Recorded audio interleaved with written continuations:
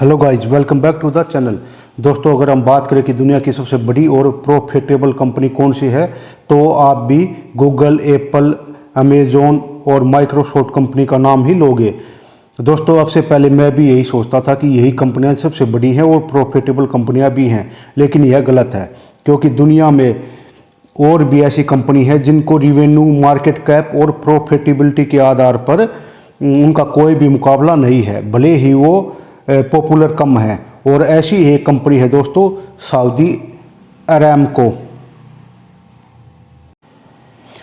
दोस्तों, मैं 100% श्योर हूँ कि कुछ लोगों ने तो अभी आपसे पहले इसका नाम भी नहीं सुना होगा। दोस्तों जो बड़े बड़े दिग्गज हैं उन लोगों ने भी इसका आपसे पहले इतना ज़्यादा नाम नहीं सुना था कि ये इतनी बड़ी कंपनी है और इतनी प्रॉफिटेबल कंपनी है, क्योंकि आज से 3 साल पहले तक इस कंपनी को कोई भी नहीं जानता था। लेकिन जब साल 2019 में कंपनी ने अपनी फाइनेंशियल स्टेटमेंट को पहली बार पब्लिक किया तो जो बड़े बड़े दिग्गज हैं वो पूरी तरह से हैरान रह गए, क्योंकि वो स्टेटमेंट देखकर ही लोगों को पहली बार पता चला था कि ये तो एप्पल, माइक्रोसॉफ्ट और अमेजन से भी बड़ी ज़्यादा कंपनी है और प्रॉफिटेबल कंपनी भी है।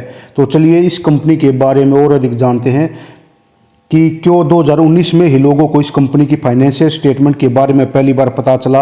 आपसे पहले क्यों नहीं इस कंपनी के बारे में लोगों को पता नहीं था, और इस कंपनी ने आपसे पहले क्यों नहीं अपनी फाइनेंशियल स्टेटमेंट पब्लिक नहीं की, इतनी बड़ी कंपनी होते हुए भी। दोस्तों, सऊदी अरामको सऊदी अरब के दहरान शहर में स्थित एक पेट्रोलियम और नेचुरल गैस कंपनी है, जिसको आज दुनिया में सबसे बड़ी ऑयल सप्लाई कंपनी के रूप में भी जाना जाता है। आपको जानकर हैरानी होगी कि दोस्तों यह कंपनी ऑन इन एवरेज हर रोज़ 1 crore barrel crude oil produce करती है। और सबसे बड़ी हैरानी की बात यह है कि यह कंपनी पिछले 88 सालों से तेल निकालने का काम कर रही है, लेकिन साल 2019 से पहले किसी को भी इस कंपनी की असली वैल्यू की मालूम नहीं थी। और ऐसा होने के पीछे दोस्तों क्या कारण था, इसे समझने के लिए चलिए इस कंपनी के इतिहास को हम शुरू से जानते हैं। साल 1933 में सऊदी गवर्नमेंट और American company standard oil of California के बीच में एक समझौता हुआ। इस एग्रीमेंट के जरिए सऊदी गवर्नमेंट ने इस कंपनी को अपने या तेल खोजने और उसे निकालने की परमिशन दे दी थी। परमिशन मिलने के बाद इस कंपनी ने सऊदी अरब के अलग अलग इलाकों में ऑयल की खोजबीन शुरू कर दी। दोस्तों, शुरू के कुछ सालों में लगभग 5 सालों तक तो इस अमेरिकन कंपनी को कोई भी सफलता हाथ में नहीं लगी, लेकिन इन्होंने सऊदी अरब के अलग अलग जगहों पे तेल की खोज की, लेकिन कोई भी सफलता इसको नहीं मिल पाई। लेकिन साल 1938 के दौरान दहरान शैल की 7 ड्रिल साइट पर कंपनी को तेल का एक कुआं खोजने में कामयाबी मिल गई, और फिर बहुत ही जल्द उसी कुएं से 15,000 बैरल क्रूड ऑयल हर रोज़ प्राप्त होने लगा। और फिर कुछ सालों बाद 31 जनवरी 1944 के बाद कंपनी का नाम बदलकर अरेबियन अमेरिकन ऑयल कंपनी रख दिया गया, यानी कि अरामको रख दिया गया। उसके बाद कंपनी ने तेज़ रफ्तार से ग्रो किया और 1949 के आते company 5 lakh crore barrel oil हर रोज़ प्रोड्यूस करने लगी। इसके बाद इस कंपनी ने अपने बिजनेस को और भी ज़्यादा बढ़ाने के लिए साल 1950 में 1720 किलोमीटर पाइपलाइन बिछाई। 1720 किलोमीटर लंबी पाइपलाइन बिछाई, जो कि उस टाइम दुनिया की सबसे लंबी पाइपलाइन भी थी। यह जो पाइपलाइन थी यह सऊदी के दमान शहर से लेकर लेबनान के साइन शहर तक जाती थी। पाइपलाइन बिछाने के पीछे मेन कारण यह था कि ताकि सऊदी से निकलने वाले तेल को यूरोपियन देशों तक कम खर्चे में और कम समय में आसानी से पहुंचा जा सके, ताकि इनके बिजनेस को और अधिक ग्रो करने में सफलता मिल सके। और दोस्तों हुआ भी ऐसा ही। इसके बाद जो कंपनी का जो बिजनेस है बहुत ही ज़्यादा तेज़ी से ग्रो हुआ और कंपनी को इससे बहुत ही ज़्यादा फायदा हुआ, क्योंकि दोस्तों अब समय भी बचने लग गया और जो इसका जो खर्चा है वो खर्चा भी इससे पाइपलाइन बिछाने के बाद कम हो गया, और कम समय में आसानी से ये उस यूरोपियन देशों तक अपने जो तेल को पहुंचा देती थी। और समय के साथ साथ इसके बिजनेस में और भी तेज़ी से ग्रो हुई। दोस्तों, सन 1962 तक आते इसके जो क्रूड ऑयल प्रोड्यूस करने की कैपेसिटी थी वो 15 लाख बैरल पर डे तक पहुंच गई।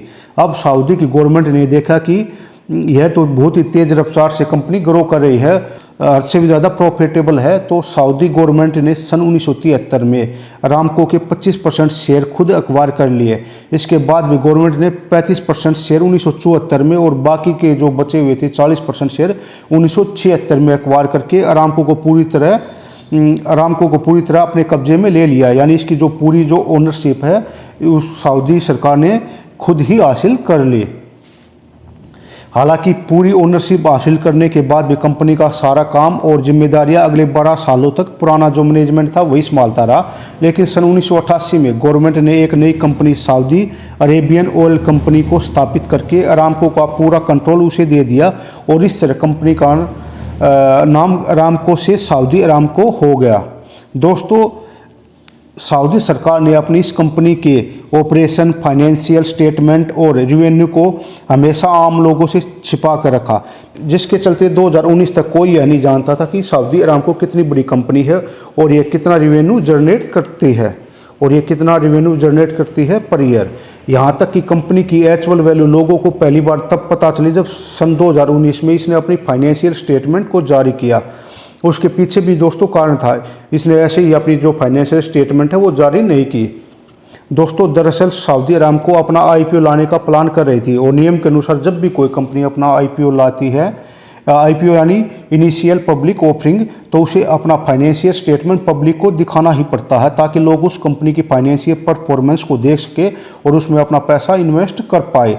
और दोस्तों, इसीलिए सऊदी अरामको को भी अपना आईपीओ लाने से पहले ऐसा ही करना पड़ा। और जब सन 2019 में इस कंपनी ने अपनी पहली बार फाइनेंशियल परफॉर्मेंस को पब्लिक किया तो उसे देखकर आम जनता और जो बड़े बड़े दिग्गज कंपनियां थी उनके तो होश ही उड़ गए। दोस्तों, उन लोगों को और उन कंपनियों को अचानक पता चला कि जो मार्केट कैपिटलाइजेशन के अनुसार सऊदी अरामको दुनिया की सबसे बड़ी कंपनी है और उस समय की दिग्गज और अभी की दिग्गज कंपनियां जैसे कि गूगल, एप्पल, माइक्रोसॉफ्ट की कंपनियां भी सऊदी अरामको के फाइनेंशियल परफॉर्मेंस आने के बाद काफ़ी पीछे रह गई थी। दोस्तों, ये मार्केट जितनी भी ये जो बड़ी बड़ी कंपनियां हैं, एप्पल, माइक्रोसॉफ्ट और अमेजन, इनकी जो मार्केट कैपिटलाइजेशन थी वो भी सऊदी अरामको कंपनी से बहुत ज़्यादा कम थी और इसकी जो प्रॉफिटेबिलिटी थी वो भी सऊदी अरामको कंपनी से बहुत ही ज़्यादा कम थी।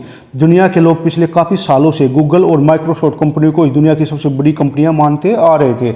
असल में किसी भी कंपनी का कैपिटलाइजेशन ही उसको यह बताता कि वो कंपनी कितनी बड़ी है या कितनी छोटी है। जब सन 2019 में सऊदी अरामको ने अपनी पहली फाइनेंशियल स्टेटमेंट जारी की थी, उस समय के अगर डेटा पर नज़र डाली जाए तो यह पता चलता है कि एप्पल, गूगल और माइक्रोसॉफ्ट जैसी कंपनियां उसके आसपास भी नहीं थी। उस समय गूगल कंपनी का जो मार्केट कैप था दोस्तों वो $794 बिलियन था और जो एप्पल का जो मार्केट कैप था वो $928 बिलियन था और जो अमेजन का जो मार्केट कैप था $985 बिलियन था दोस्तों। और जो माइक्रोसॉफ्ट थी उसका $106 ट्रिलियन था दोस्तों। लेकिन उस समय सऊदी अरामको का जो मार्केट कैप था दोस्तों वो $2 ट्रिलियन था, यानी कि इन कंपनियों के मार्केट कैप से लगभग 2 गुना था। और केवल इतना ही नहीं, प्रॉफिटेबिलिटी के मामले में भी सऊदी अरामको इन कंपनियों के मुकाबले ज़्यादा आगे थी। जहाँ सन 2018 में अमेजन का कुल प्रॉफिट $11.2 बिलियन था और माइक्रोसॉफ्ट का $16 बिलियन था और गूगल का $30 बिलियन था और एप्पल का $59 बिलियन था। वही जबकि उसी साल यानी सन 2018 में सऊदी अरामको का प्रॉफिट $111 बिलियन था दोस्तों।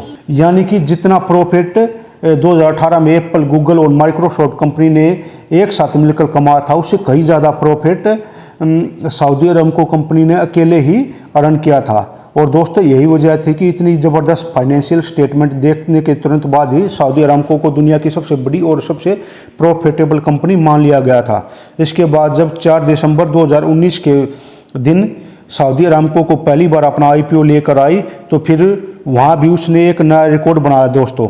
दरअसल सऊदी अरामको ने अपने 1.5% शेयर के बदले यानी स्टॉक के बदले कुल $25.6 बिलियन जुटाए।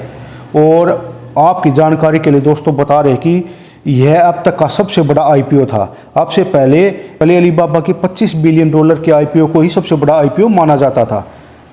लेकिन सऊदी अरामको कंपनी ने 1.5% स्टेक अपनी कंपनी में शेयर के मुकाबले $25.6 बिलियन कमाए, जो कि अब तक का रिकॉर्ड है दोस्तों।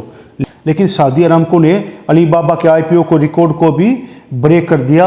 और दोस्तों सऊदी अरामको यहीं पर ही नहीं रुकी, इस कंपनी ने अब अलग अलग देशों की बड़ी बड़ी जो ऑयल कंपनियां उनको एक्वायर करना शुरू कर दिया, उनमें अपना पैसा इन्वेस्ट करना शुरू कर दिया, जिसके चलते अब यह कंपनी और भी अधिक एक्सपेंड होने लग रही है। दोस्तों आपकी जानकारी के लिए बता दें कि IPO के जरिए भले ही सऊदी अरामको ने अपनी 1.5% शेयर सेल कर दिए हैं, लेकिन बाकी के 98.5% की जो ओनरशिप है अभी भी सऊदी अरामको के पास ही है। इसलिए सऊदी अरब की इकोनॉमिक काफ़ी हद तक इसी कंपनी के ऊपर डिपेंड करती है। अब सऊदी अरामको चूँकि एक पेट्रोलियम और नेचुरल गैस कंपनी है, ऐसे में इसका बिजनेस पूरी तरह से ऑयल और नेचुरल गैस के प्राइस के ऊपर निर्भर करता है। दोस्तों जैसे जैसे ऑयल के प्राइस ऊपर नीचे हो जाते हैं, इसका जो शेयर का जो प्राइस भी बढ़ता है और घटता है। साथ ही जब ग्लोबल मार्केट में क्रूड ऑयल का प्राइस नीचे आता है, तो ऐसे में सऊदी अरामको का प्रॉफिट भी घटने लगता है। अब कोरोना, जैसे कि अभी कोरोना पेंडेमिक के चलते क्रूड ऑयल का प्राइस घटा है, तो सऊदी अरामको कंपनी का मार्केट कैप भी एप्पल और माइक्रोसॉफ्ट से थोड़ा नीचे आ गया है दोस्तों। लेकिन जैसे ही क्रूड ऑयल का प्राइस बढ़ेगा तो सऊदी अरामको कंपनी उसी पोजीशन में आ जाएगी जैसे कि 2019 में थी, यानी इसका जो कंपनी की जो मार्केट कैप है वो फिर से बढ़ जाएगी। और लेकिन जैसे जैसे इलेक्ट्रॉनिक व्हीकल का चलन बढ़ने लग रहा है दोस्तों, वैसे वैसे सऊदी अरब कंपनी की चिंता भी बढ़ रही है, क्योंकि इलेक्ट्रॉनिक व्हीकल आ जाने से लोगों तेल की जो खपत है वो कम हो जाएगी, और जो भी देश सऊदी अरब देश से तेल का आयात करते हैं वो आयात कम हो जाएगा, जिसके कारण इसका जो कंपनी की जो मार्केट कैप है और जो प्रॉफिटेबिलिटी है वो कम हो जाएगी। लेकिन दोस्तों सऊदी अरब गवर्नमेंट को भी कहीं ना कहीं इस बात का पता है और वो इसका हल निकालने की कोशिश भी करने लग रहे हैं दोस्तों। आई होप दोस्तों आपको ये वीडियो इन्फॉर्मेटिव लगा होगा। अगर इन्फॉर्मेटिव लगा हो तो please like share and subscribe. Thanks for watching.